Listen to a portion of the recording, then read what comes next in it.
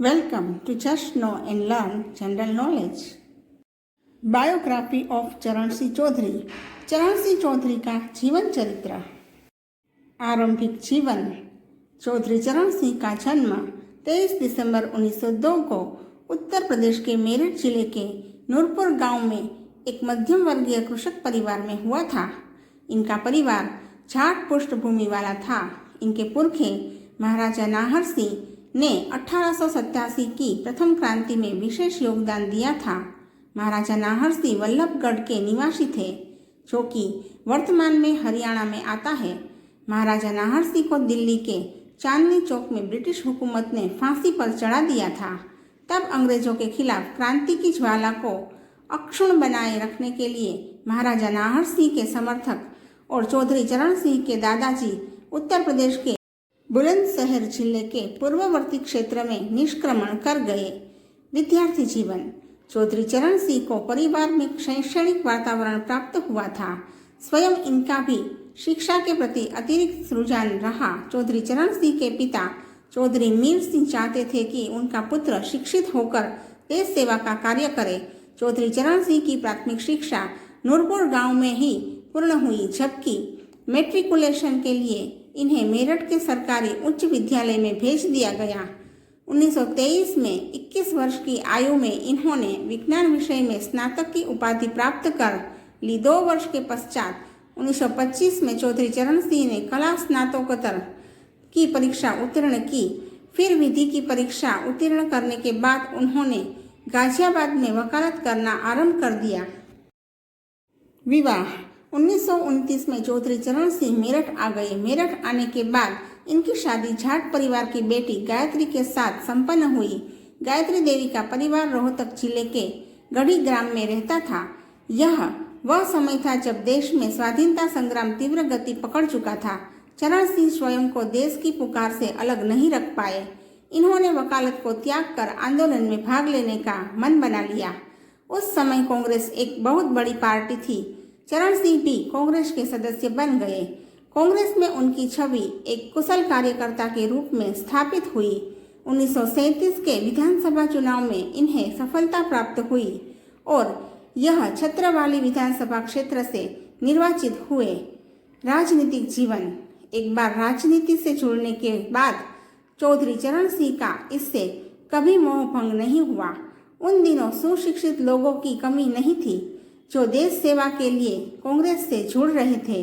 उन्होंने छत्रवाली विधानसभा सीट से 9 वर्ष अर्थात 1946 तक क्षेत्रीय जनता का कुशलतापूर्वक प्रतिनिधित्व किया। देश की आज़ादी के बाद वह राष्ट्रीय स्तर के नेता तो नहीं बन सके, लेकिन राज्य विधानसभा में उनका प्रभाव स्पष्ट महसूस किया जाता था।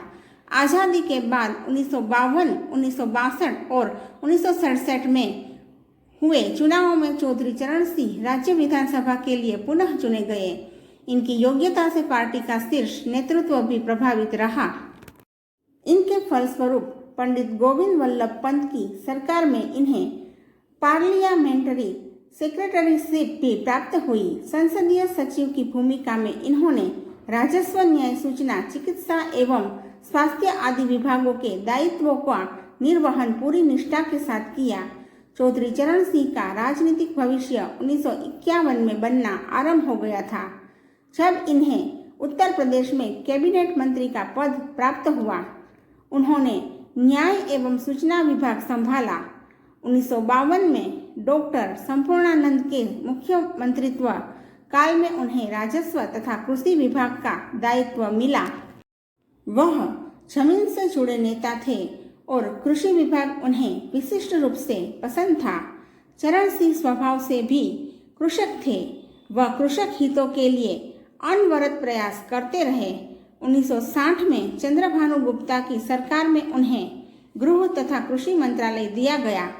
वह उत्तर प्रदेश की जनता के मध्य अत्यंत लोकप्रिय थे, इसलिए प्रदेश सरकार में योग्यता एवं अनुभव के कारण उन्हें ऊंचा मुकाम हासिल हुआ।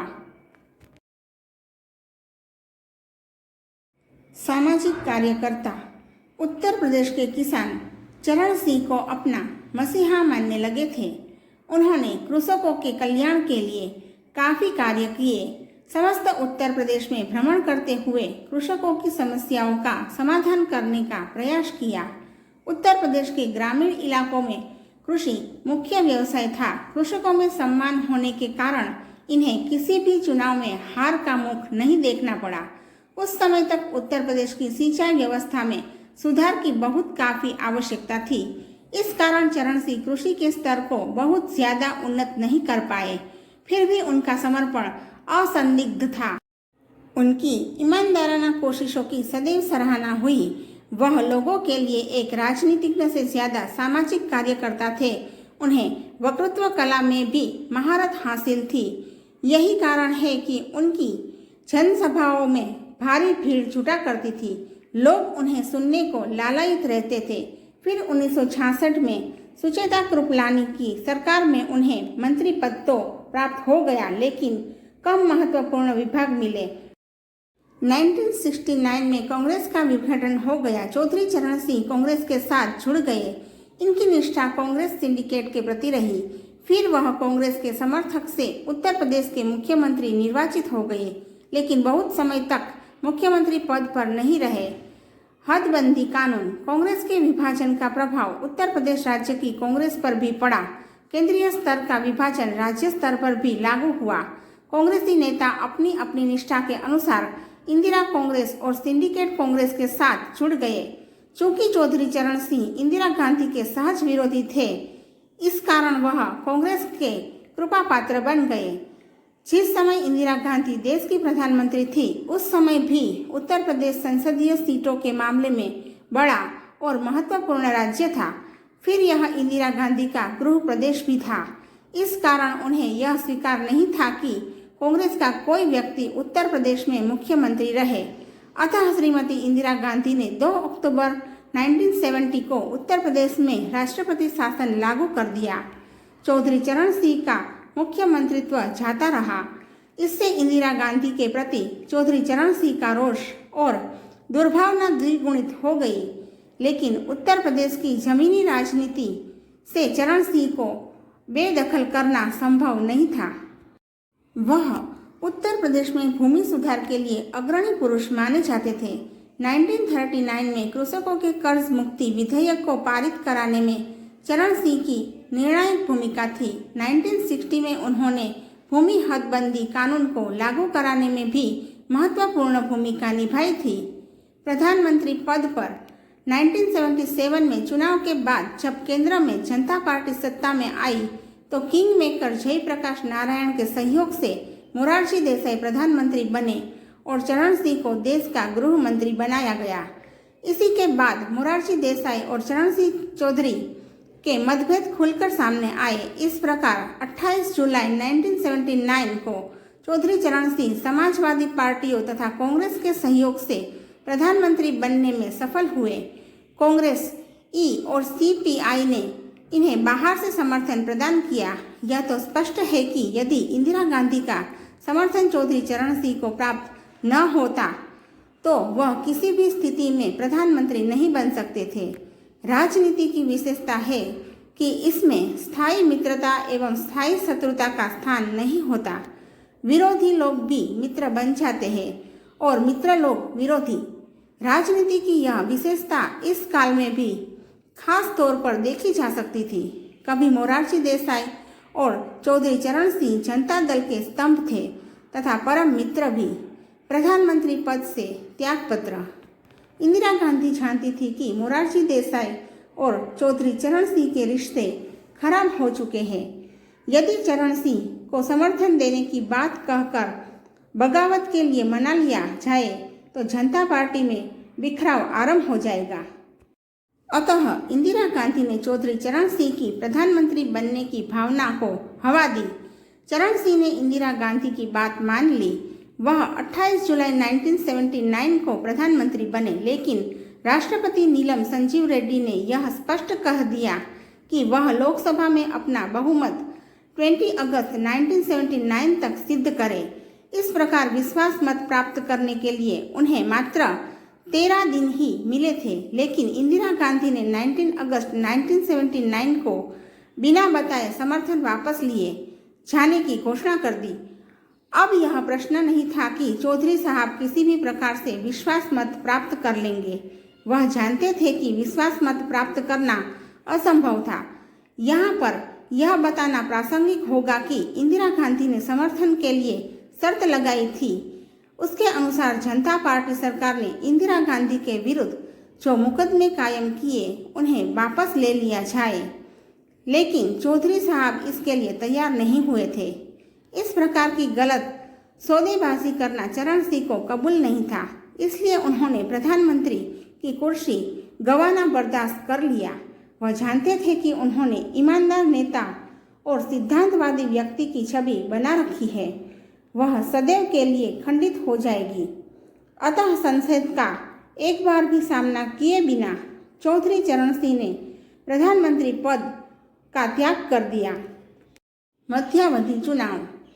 प्रधानमंत्री पद से त्यागपत्र देने के साथ साथ चौधरी चरण सिंह ने राष्ट्रपति नीलम संजीव रेड्डी से मध्यावधि चुनाव की सिफारिश भी की, ताकि किसी अन्य द्वारा प्रधानमंत्री का दावा न किया जा सके। राष्ट्रपति ने इनकी अनुशंसा पर लोकसभा भंग कर दी। चौधरी चरण सिंह को लगता था कि इंदिरा गांधी की भांति जनता पार्टी भी अलोकप्रिय हो चुकी है, अतः वह अपनी लोकदल पार्टी और समाजवादियों से यह उम्मीद लगा बैठे कि मध्यावधि चुनाव में उन्हें बहुमत प्राप्त हो जाएगा। इसके अलावा चरण सिंह को यह आशा भी थी कि उनके द्वारा त्यागपत्र दिए जाने के कारण जनता को उनसे निश्चय ही सहानुभूति होगी। उन्हें उत्तर प्रदेश की जनता से काफ़ी उम्मीद थी। किसानों में उनकी जो लोकप्रियता थी वह असंदिग्ध थी। वह मध्यावधि चुनाव में किसान राजा के चुनावी नारे के साथ में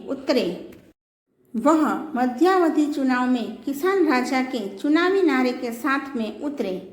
तब कार्यवाहक प्रधानमंत्री चौधरी चरण सिंह ही थे। जब मध्यावधि चुनाव संपन्न हुए वह 14 जनवरी 1980 तक ही भारत के प्रधानमंत्री रहे। इस प्रकार उनका कार्यकाल लगभग 9 माह का रहा। व्यक्ति चौधरी चरण सिंह की व्यक्तिगत छवि एक ऐसे देहाती पुरुष की थी जो सादा जीवन और उच्च विचार में विश्वास रखता था। इस कारण उनका पहनावा एक किसान की सादगी को प्रतिबिंबित करता था। एक प्रशासक के तौर पर उन्हें बेहद सिद्धांतवादी और अनुशासन प्रिय माना जाता था। वह सरकारी अधिकारियों की लाल फीताशाही और भ्रष्टाचार के प्रबल विरोधी थे। चरण सिंह सामाजिक न्याय के पोषक और लोक सेवा भावना से ओतप्रोत रहे। चरण सिंह एक राजनीतिज्ञ थे और प्रत्येक राजनीतिज्ञ की यह स्वाभाविक इच्छा होती है कि वह राजनीति के शीर्ष पर पहुंचे और बेहतरीन सांसद भी। इसमें कुछ भी अनैतिक नहीं था। चरण सिंह अच्छे वक्ता थे। वह जिस कार्य को करने का मन बना लेते थे फिर उसे पूरा करके ही रहते थे।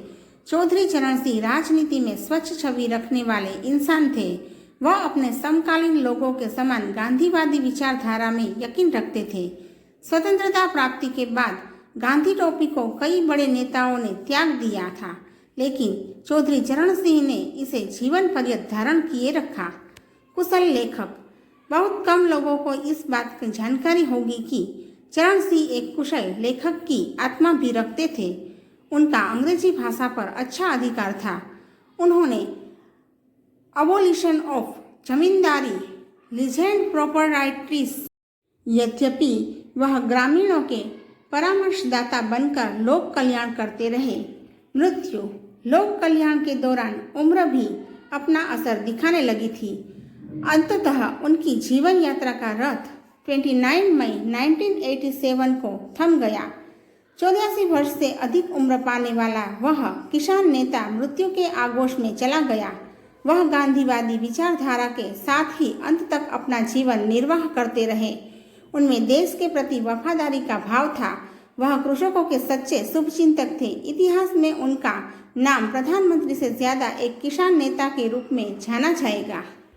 तो दर्शक मित्रों, ये थी चरण सिंह चौधरी की बायोग्राफी यानी कि जीवन चरित्र। हम आगे भी जनरल नॉलेज से रिलेटेड वीडियोस आपके लिए लाते रहेंगे। तब तक के लिए जय हिंद, जय भारत।